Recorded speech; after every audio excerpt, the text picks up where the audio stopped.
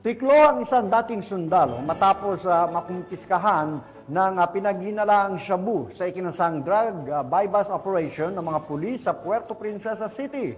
Nahaharap ang suspect sa kasong paglabag sa Republic Act 9165 o Comprehensive Dangerous Drug Act of 2002. Alamin ang buong detalye ng balita ni Patrolwoman Ana Rose Guadagna.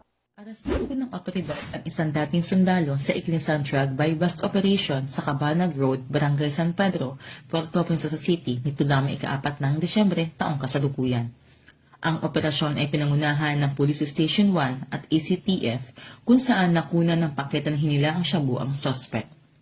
Kinilala ang suspect na si alias Sarge na itinatangging sa kanya ang mga nakuwang iligal na droga. Dahil sa paglabag sa Republic Act 9165 o ang Comprehensive Dangerous Drugs Act of 2002, nakatakdang sampahan ng kaso ang nasabing dating sundalo. Ang operasyon ay bahagi ng patuloy na laban ng kapulisan sa pagsugpo ng iligal na droga at protektahan ng komunidad laban sa masamang epekto nito.